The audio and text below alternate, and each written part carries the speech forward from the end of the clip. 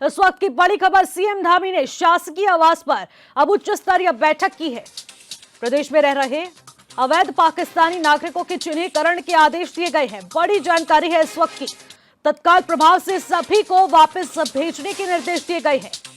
पहचान कर ऐसे लोगों के खिलाफ कड़ी कार्रवाई की जाएगी। सीएम का बड़ा बयान, बैठक में लिया गया ये बड़ा फैसला।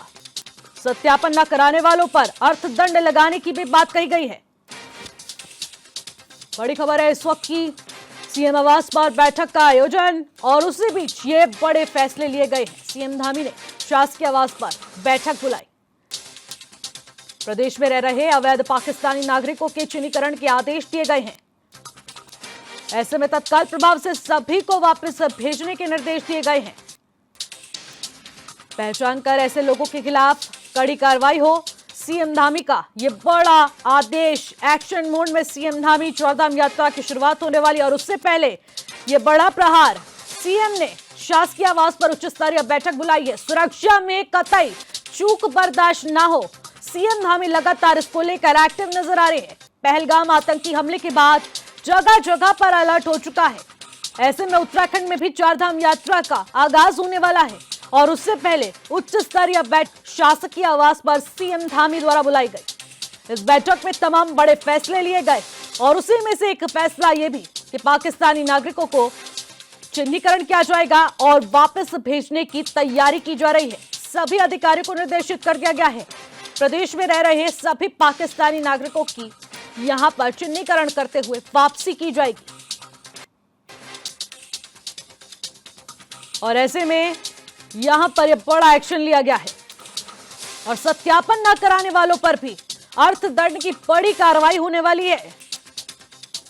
उत्तराखंड में एक बार फिर से एक्टिव मोड में सीएम धामी, जहां पर सीएम धामी ने उच्च स्तरीय बैठक में बड़े बड़े फैसले लिए हैं और उन बड़े फैसलों में से यह भी है कि अब पाकिस्तानी नागरिकों को यहां से वापस भेजने की तैयारी कर ली गई है।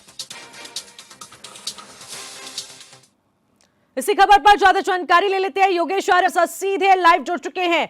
योगेश, उच्च स्तरीय बैठक सीएम आवास पर बुलाई गई, आखिरकार कौन कौन से बड़े फैसले लिए गए हैं जो कि उत्तराखंड के हित में है?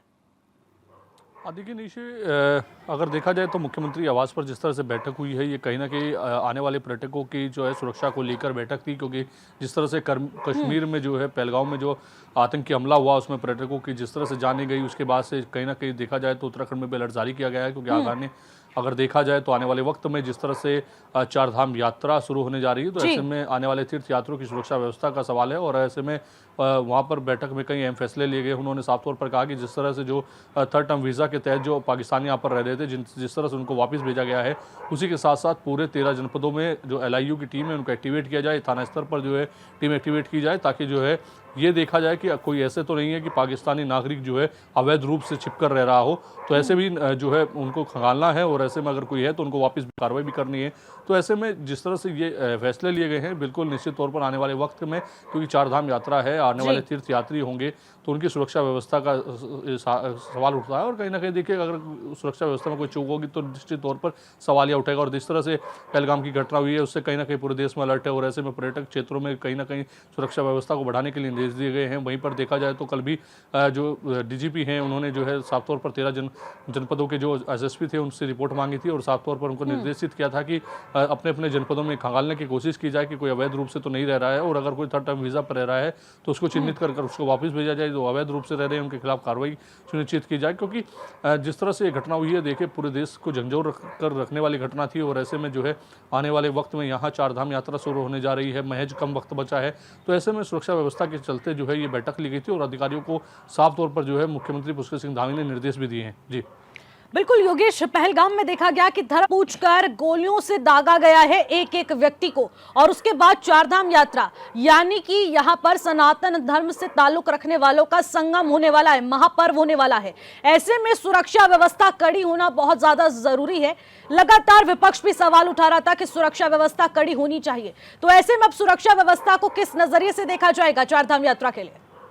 देखिए निशी बिल्कुल, क्योंकि देखिए पहलगाम में जिस तरह से घटना हुई है, उससे पहले कि अगर 2000 के जो सन 2000 की घटना को देखा जाए, तो जिस तरह से वहाँ अमरनाथ में जा रहे तीर्थयात्रियों पर जो है हमला हुआ था, तो कहीं ना कहीं देखिए बिल्कुल अगर ऐसे में यात्राओं पर हमला होता है तो निश्चित तौर पर आने वाले वक्त में कहीं ना कहीं समस्याएं पैदा होती हैं। और जिस तरह से चार धाम यात्रा है, इसकी सुरक्षा बढ़िया मुद्दा है, क्योंकि सुरक्षा में अगर कोई चूक हुई तो आने वाले वक्त में जो तीर्थयात्रियों का जिस तरह देखा जाए रजिस्ट्रेशन लगातार बढ़ रहा है, लोगों की जागरूकता जो है, लोगों की धर्म के तरफ जागरूकता हो रही है। और ऐसे में जिस तरह से ब्रांडिंग हाल वक्त में जो है प्रधानमंत्री नरेंद्र मोदी ने की थी, उसके बाद तीर्थयात्री भारी संख्या में यहाँ पर पहुंचते हैं और पिछले वर्ष जिस तरह से निवेश उससे ज़्यादा संख्या का अनुमान इस बार चार धाम यात्रा में जताया जा रहा है। तो निश्चित तौर पर उनकी सुरक्षा व्यवस्था का सवाल है, इसलिए अधिक पुलिसकर्मियों की ड्यूटी लगाने के लिए भी कहा गया है। साथ ही साथ ये कहा गया है कि जिस तरह जोन में जो पुलिसकर्मियों को बांटा गया है, वहाँ पर जो है तमाम व्यवस्थाओं को रखा जाए, एक एक वाहन की चेकिंग की जाए, ये भी देखा जाए कि उस क्षेत्र में कोई ऐसा तो नहीं है अवैध रूप से कोई जो है बाहरी व्यक्ति रह रहा हो।